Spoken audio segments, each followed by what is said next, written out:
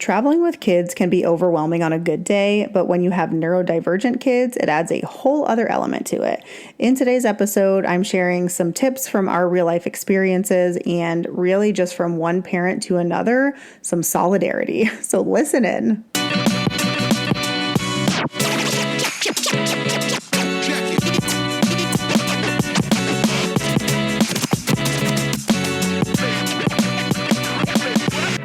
Hi, I'm Rhea. And I'm Dwayne. And we are your hosts of the Travel Party of Five podcast, where we share how we travel as a family of five around the world. We will also share how we use points and miles to travel as affordably as possible and sometimes even completely free. So if you're wanting to travel more with your family, but you're not sure how, we'd love for you to listen in. So welcome to our podcast, where we hope you learn a thing or two to get you closer to your next trip.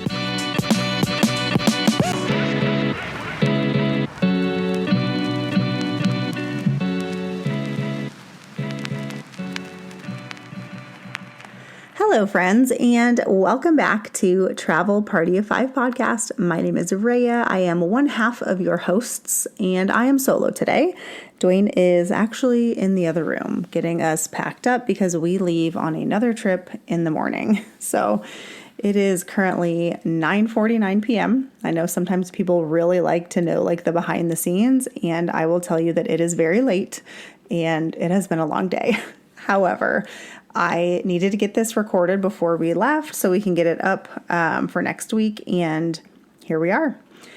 So today's episode is going to be a bit of a diversion from our normal points and miles topics, and I'll explain a little bit more about why I decided to do that in a moment, just for this episode, not forever. But I do have some points and miles updates that I thought I would give you just around cards that we have opened and closed and that sort of thing. So number one, actually today I closed one of my Amex Business Platinum cards. I obviously had it over a year and I currently have two. And because I was targeted for a no lifetime language mailer for the second one.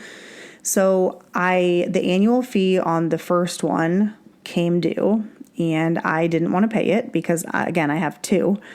And so I basically used up all the credits I could use up on it. And then I chatted with American Express today and I said, hey, I want to close this card. And they did come back, they want to tell me all the benefits and whatever. And I finally, they just kept saying, like, what about this benefit? What about that? And I just kept saying, I'd like to close the card. I'd like to close the card. Kind of like the Friends episode where they're like, Ross, is it Ross? Yeah, he wants to quit the gym. He's like, I want to quit the gym. It was like that. And so eventually they did offer me a retention offer, which was spend $5,000 and get 15,000 membership rewards points, which is really not that great of a deal. And so I again said, I want to quit the gym, and they finally closed the card and they will refund the annual fee that posted a few weeks ago. So closed that card and still have one left. And then a few days ago, Dwayne was actually approved for an Amex Business Gold, and that is his first Amex Business card ever, actually. And that was for a 200,000 point sign-up bonus.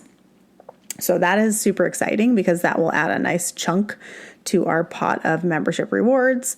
And let me think. I think those are the only other cards that we've been approved for in the last month or so outside of the Hawaiian business cards. So we each got the Hawaiian business cards. We've almost met the minimum spend on both of those. And now we're moving on to the Amex Business Gold under Dwayne's name. So those are some card updates. We are having no problem meeting the minimum spends because we have to have a new gate installed on the side of our house, which is several $1,000s because they have to do some like cement work and pour like a column. And we also are sending our dog off to get some intensive training, and that is also several $1,000s. So it's just, the expenses are just adding up over here. But okay, I'm rambling a little bit, and I do want to get into today's main topic. which is traveling with kids with ADHD and like other neurodivergent tendencies. And in full transparency, nobody has asked me for this episode, like not one person, but it's also something we've never talked about before. So nobody really knows that our kids have ADHD and a couple of our kids are gifted and blah, blah, blah. So I'm like, I went away last weekend on a girls' trip, and there were 4 of us, and it was 3 of us from Phoenix going to visit one of our best friends who lived in Phoenix and now moved to California and lives in Ventura, California. And so the 3 of us flew out there, and we spent the whole weekend. We had a great time, and we were kind of realizing, like, all of us have kids that are either on the gifted spectrum or have ADHD or like a whole bunch of other like neurodivergent tendencies. And it was so nice to talk to other moms who understand the struggles that come with those things, because there are struggles, just like, there are struggles with, other things as well. They're just different. And it's always so nice to talk to people who get it. And it's kind of funny that we have a group of friends and all of us have at least one gifted child, which I find very interesting. And I would say that the gifted scale ranges from like maybe just like slightly gifted to like young Sheldon gifted, maybe. That's a good way to describe it. And so anyways, I felt a lot of like solidarity, and like I felt very understood by this weekend and having this time. And so I thought, I think I'm going to do a podcast about this, because I know that we are not the only ones that, have kids like this and want to travel, right? Like I think it does add a different element to the travel. And so that's kind of what we're going to talk about today. I am going to take a brief departure though and share a little bit about my trip last weekend, because we didn't use any points, but we did. So we flew on Southwest round trip from Phoenix to Burbank and back. And we actually found cash tickets for under $100. And so there was some discussion of driving, and I had no desire to do that because it's an 8-hour drive one way, and we were only going to go for 2 nights. So I was like, oh, I'm going to fly. You guys can drive, but I'm going to fly. And then we found those super cheap tickets, so we all ended up flying, which was perfect. It worked out great. And so we landed on like Friday afternoon, and we drove up the Pacific Coast Highway, which was really beautiful. We did drive through where the Palisades fires were, and that was very sombering. There are still like burned out cars on the side of the road, and there were just so many empty lots where houses had been, and that was pretty crazy to see that. We ended up stopping for lunch at Neptune's Net, which is like a kind of a, fried seafood on the water kind of a place with great views. And we had lunch there. And then we spent the evening in Ventura going to like the downtown or like the Main Street area, which was super cute. We saw the sunset from the pier. That was great. And then Saturday we woke up and we had a surf lesson, and that was also very fun. It was a 2-hour lesson. I didn't book it, so I'll have to find out what company we went through, because it was a great experience. Everyone got up surfing at least one time. I think everyone got up more than one time, actually. And it was a really, really fun kind of check this off your bucket list experience. And I do feel like I could actually take a surfboard and go try to surf if the waves were small. I'm not saying I would be successful, but at least I kind of feel like I understand the motion now. So that's been on my bucket list for a long time. And so 2025, we're just checking things off that list. So, and then Saturday night, we stayed at a little hotel directly on the ocean called the Cliff House Inn.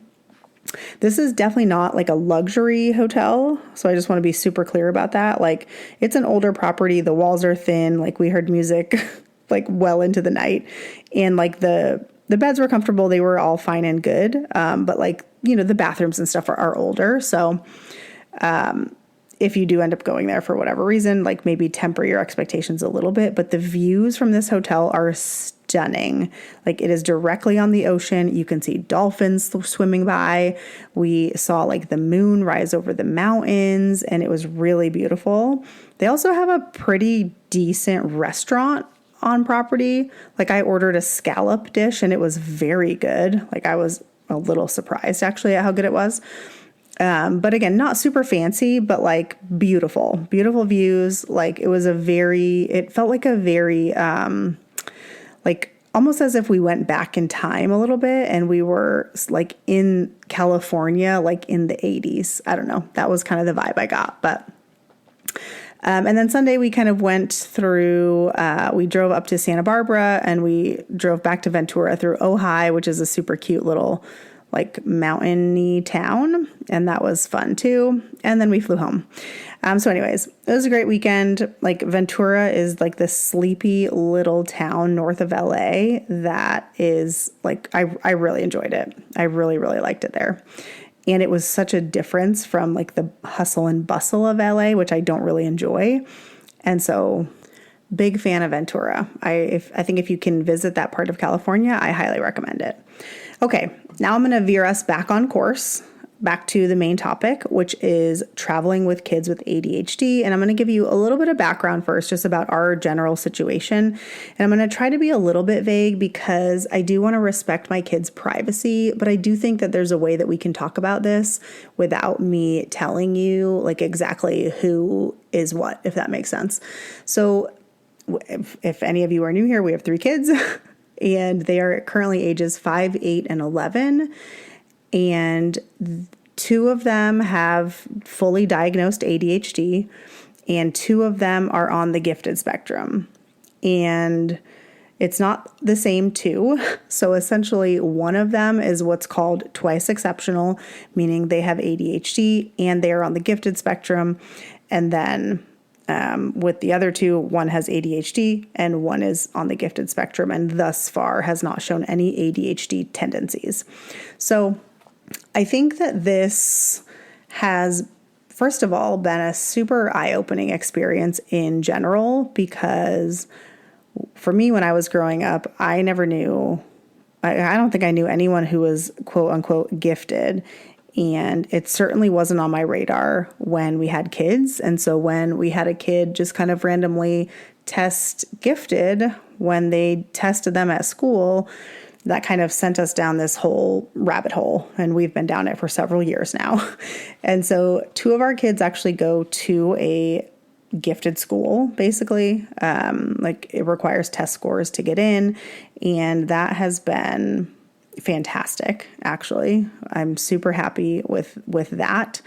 But I think the one thing that I've noticed around my kid, not just my kids, but like we have family members who also have ADHD, and Dwayne, we're pretty sure that Dwayne has undiagnosed ADHD, to the point where now he will like be doing something and then get sidetracked and then be like, oh, ADHD. And so we kind of chuckle about it because, if your kids have ADHD, I think it's like 40 or 50% likely that it came from one of the parents. And I've never been diagnosed with ADHD, nor do I really think that I have it. But I guess there's always a chance. But we're pretty sure Dwayne has it for sure. So I share that only because the kind of key theme that I've noticed is that a lot of people that I know that have ADHD and that were maybe not given correct resources as a kid have this underlying feeling or belief that they are not smart and that they are not good at school or whatever. And I think we all know that's not true. It's just that your brain works differently, and the schooling or whatever at the time that you were in school wasn't set up for success for you. And so that's the one thing I've been super happy with, getting our kids kind of the right resources and the help that they need so that they do not come away with that belief in themselves. And I promise I'm reeling this into travel. You just got to bear with me for a moment. So taking like all of this, the ADHD and all of that, I think first, when I think about taking a trip, I I, as a parent, have to adjust my mindset a little bit. And this is, this is kind of true when you travel with kids at all, right? It's really not a vacation, but it's a trip. And in my experience, traveling with a neurodivergent kid just adds a layer, like an extra layer of unpredictability that isn't there if you have a neurotypical kid. And I do have a neurotypical kid, and I know what it's like when it's just me and them, and it is vastly different. So yeah, my first thing is just changing my mindset as the parent, right? I'm the leader, I'm in charge, and this is going to go how I kind of say it's going to go in a way, right? Like, I don't have control over their behavior, but I do have control over how I am viewing their behavior.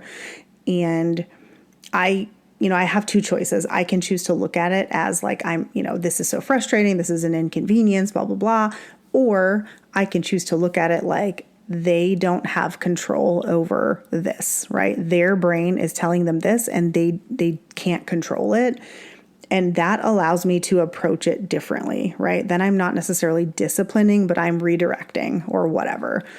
And let me just add, I feel like as I'm saying this, like, it almost sounds like holier than thou. That is not my intention. We very much make a lot of parenting mistakes. I yell at my kids. Okay. Sometimes I'm frustrated. We're tired. We're traveling, whatever. I yell at my kids. Okay. So let me say that too. Like, I am not a perfect parent, and I don't think anyone is, but I do consciously try to like understand them and their brain and how it's working so that I can, parent them to the best of my ability. Okay. So number one, mindset. Okay. As a parent, I think that's super important. Number two of how I kind of look at this is like preparing before we go. So there's a few different ways to do that and talk about that. Number one is I talk through everything with our kids in advance. Like, I am very upfront in saying, like, this is what's going to happen. This is where we're going. This is what our travel day is going to look like. I'm very detailed. Okay. One thing that kind of goes hand in hand with ADHD, if you have kids with ADHD, is anxiety. And so I find we have one super, super anxious kid, and this helps them a lot to just kind of know what's next, what to expect. And I really think that helps a lot. So the other thing that we do, besides just talking it through, is I show them videos of where we're going. So we're going to go to Japan in a few weeks. I have been showing them videos of Tokyo, right? And I'm saying, we're going to go here, and this is probably what it's going to look like. And we might do this or we might do that. And I generally find that really helps a lot too. We did that when we went to Europe also. And we also just like, in doing that, we get to watch these YouTube videos together. And I think that ends up being really fun too. And then the kids will be like, oh, like, can we watch like Matt and Nat, right? Shout out to Adventures of Matt and Nat. It's one of my favorite YouTube channels. And so it's kind of become like a fun family thing to do together too. Another way to kind of prepare before you go is just to prepare the things that you're bringing. And so you could almost think of it like you're going to make a little toolkit for your kid, right? And that is going to depend on your specific kid, but some things that we've found helpful are noise canceling headphones, especially if you have a kid who's super overstimulated by a lot of noises, right? Airports and travel days are really loud. Planes are loud. Fidgets are good. We have this like magnet fidget pen that one of my kids really likes. Gum, snacks, obviously that's an any kid thing. And then we do screens. And I know that some parents are very anti-screen, and we are not. So we allow unlimited screen time on travel days. Our kids do each have an iPad, but we really don't let them use the iPads when we're at home. It is only for when we travel, and it's really only for travel days. So once we get to our destination, we really have had to limit their screen time, because what we were finding is that they wanted to stay in the hotel room and play their little games instead of going out and experiencing the city or country that we flew to visit. So that has kind of become the new rule. I mean, obviously there's exceptions to every rule, but for the most part, we only do screens on travel days, and we do not allow them once we arrive to our destination. And the other thing would be medication. So this is actually a new venture for us recently. We've started one of our kids on medication very, very recently. And I'm not a doctor, so, just take this with a grain of salt. But when we were reviewing medication options with our pediatrician, they basically explained to us that there are two forms of ADHD medication. There are stimulants and non-stimulants. And the stimulants you can kind of start and stop as you need, right? Like you don't have to take them on the weekends or whatever your kid needs. But the non-stimulants have to be weaned up and then weaned down, so you have less flexibility. And because we are traveling to Japan and ADHD medication and like stimulants like that are highly regulated and not allowed for the most part, we're not able to bring them. I do think that maybe there's a way you can like get a doctor's note or something, but we don't have that much time, and I have no interest in going through that process. So we won't be bringing it, but we needed something that we could start and then they could stop and it wouldn't be the end of the world. And so that's something to consider as well, is what are the laws of the country that you're going to travel to? And, is this medication even allowed there? So consider that, because I do know that was a little bit of a surprise for me when I was looking into it. Okay, so mindset shift, kind of preparing before you go and just ensuring that you have the things you need. The other thing I'll say about preparing before you go is if your kid has certain safe foods that they eat and maybe they're picky eaters, make sure you bring a lot of those too. That way, if you can't find anything else that they can eat, you've got that. Okay, so we've prepped for the trip, we've packed for the trip, we've got all the things we need, and now we're at the airport or we're getting on the plane. So our kids don't really enjoy rushing around. They get very stressed. So we do try to allow enough time to be able to get to the airport, maybe visit a lounge without having to rush. And especially before a super long flight, I really try to make sure that they can get some type of a movement break. I have videos of our kids in the Chicago airport before we got on our flight to Paris, just doing full on races against each other and a kind of an empty hallway area that we found.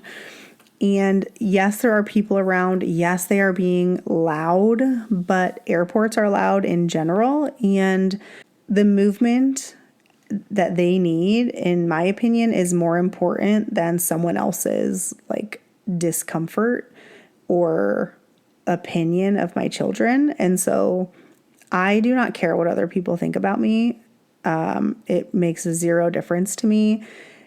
And if my kid needs to run around and get out some wiggles and some energy before we get on an 8-9 hour flight, I have zero issues with giving them permission to do that, as long as they are not obviously being rude or getting in anyone's way, and they were not. So first of all, let me just be clear. Nobody said a word to us. And in fact, people were laughing because they were racing over and over again. And it was I'm going to beat you next time. And it was pretty funny. But I do think Dwayne cares what other people think much more than I do. And so he is very much wait, you guys need to be quiet, blah, blah, blah. And I am they need to do this so that, for our sanity on this flight, it's fine. So I guess just letting them get in that movement, however you can, right? Even if they're just bouncing around on one of the seats, whatever, just let them do it. The other thing is there is a sunflower lanyard that is essentially meant to signal a hidden disability. And I believe that this started in Gatwick Airport maybe 10 years ago. And now it's recognized in over 300 airports worldwide. And so essentially it is it is literally a sunflower lanyard that you can get and you can put on your kid. And it just shows like airport employees that there might be a disability that they can't see, and, helps them proceed with extra kindness. I think that's really fantastic. And the ultimate goal is to allow individuals with hidden disabilities to discreetly signal to trained staff that maybe they might need additional assistance or whatever without the need for constant verbal explanation. So it's like if you go up to, the front desk or whatever, and you're saying, hey, is it okay if we board early? And your kid has on a sunflower lanyard, like that staff member is supposed to know like why you're asking, if that makes sense. And so if you were not aware of that, or maybe you've seen people with the sunflower lanyard and you're not sure what it means, that is what it means. It's basically signaling an invisible disability of some sort. And, you should just always have empathy and kindness, right? In terms of once you arrive at your destination, we always try to find playgrounds and whatever we can find for the kids where they can kind of move, right? Again, we talked about the movement breaks. That's really big for our kids. And something else that I've noticed is that when you have a gifted child, like it is just a different experience when you are like doing a tour or whatever. So when we were in Paris and we did the tour in Montmartre with Zoe, I remember she kept asking us questions about the only one I specifically remember is she asked us if we knew what Sacre-Cœur was made out of, like what material. And one of our kids was like, it's limestone. And that was like the second or third thing that this child had answered correctly when all of the rest of us are like, we have no idea. And she just looked at me and was just like, how? Like, how do they know that? And I'm like, yeah, I don't know. Like, I truly do not know the answer to that. But I do think that traveling gives us this really fun opportunity to feed their curiosity. And so in my experience, like generally gifted kids have like one or two subjects that they're super, super into. And so like one of our kids still very much likes dinosaurs. And so like next year when we go to Scotland, one of the things we're going to do is like look at like these dinosaur like footprints, which I think will be really cool. I've also found that for all of my kids, actually giving them some input into what we do has been super helpful, and they're definitely more bought in to activities that they have chosen. And then when you're traveling, it is exhausting. You're always on the go. There's a lot of walking. There's, jet lag and all these things. And with kids that have like sensory issues or whatever, like we have one kid in particular who just has the biggest tantrums and has for quite some time.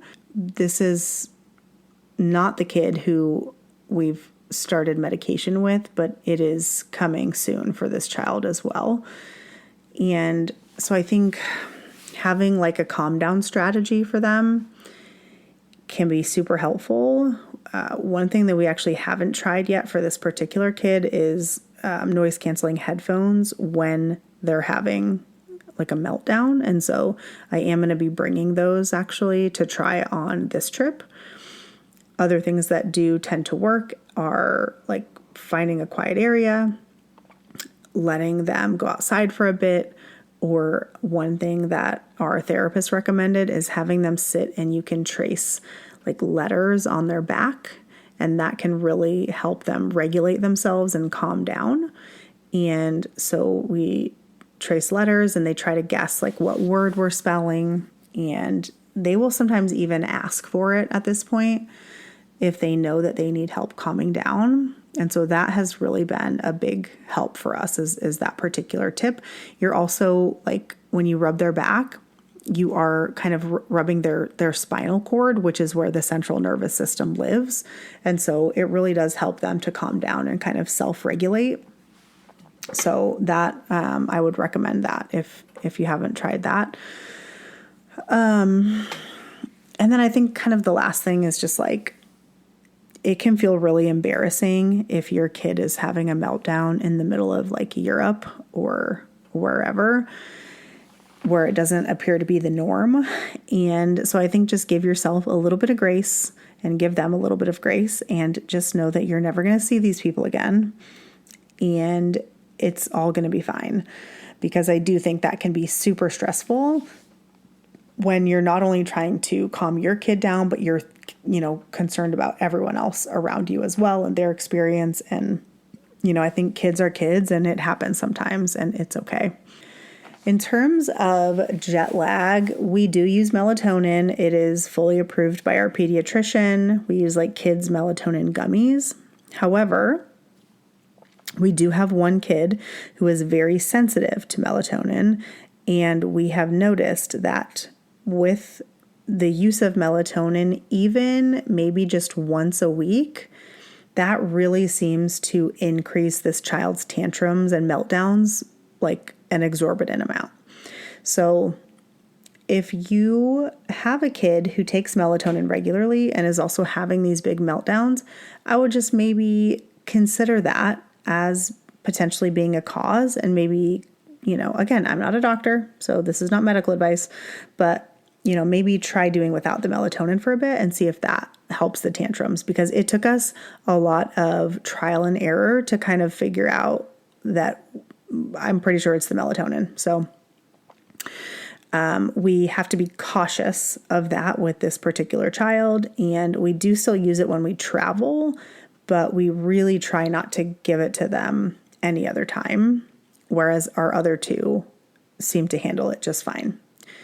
So that is my tip about jet lag. The last thing that I'll say about traveling with neurodivergent kids is, going back to the beginning where we talked about how, at least in my experience, I have a lot of, family members and other people with ADHD who have, kind of developed this belief about themselves that they're not smart. And I think that when you travel with kids with ADHD and they get to experience being in a place that they previously have only read about in a history book, I think that that really brings the history to life for them. And I think that goes a really long way to them visualizing it and understanding it and just talking through it, which then adds to their self-confidence around learning that topic, especially if maybe history is not the thing that they're like super into, if they're a gifted kid. And so I generally have found that like our kids get a sense of pride almost out of the trips that we have taken so far and the places that we have gone. And I almost feel like maybe that is going to offset any incorrect beliefs they may have about their own capabilities. I could be wrong. I truly don't know. We're all figuring this out together, but I do think that that is one really positive side of traveling with kids, neurotypical, neurodivergent, whatever. But for my kids in particular, that is one thing that I've noticed. So I think that probably wraps it up. I don't even know if this episode was helpful. I feel like I just rambled for 30 minutes. So if you made it this far, God bless you. I do know though that I did an episode around traveling with anxiety for myself. Meaning I am the one that has anxiety. And that was probably the episode that I got the most feedback on, positively. And people were just like, thank you for being vulnerable and for sharing that, because it basically just made them feel less alone. And so the other funny thing is, as I was kind of doing the outline for this episode, I was at gymnastics for my daughter, and I happened to have a shirt of the school my kids go to, and another mom saw it and was like, hey, do your kids go to this school? And I said, yes, actually 2 of them go there. And so she was talking to me about her son and trying to get him into this school. And I just kind of had this like, I don't know what the word is, but like this knowing of like the fact that she's talking to me about her gifted kid, like at the same time that I'm writing this podcast episode that I'm not even sure I should do around traveling with gifted kids and kids with ADHD, which her kid had as well. I was like, this is some kind of a sign. So that was just earlier tonight. And then I came home and recorded it. So here we are. And if you take away nothing else from this episode, I just hope that it is some solidarity, knowing that you are not alone in this journey of parenthood. And it is absolutely possible to take your kids to see the world, even if their brains work a little differently, and even if they're a little neurospicy or whatever we're calling it today. So if you ever have questions, I'm always happy to chat. You can find me on Instagram at travelparty5. That is where I will be. And I really hope this was helpful for at least one person. And if it was, message me. And thank you so much. And I will catch you on the next episode. Bye.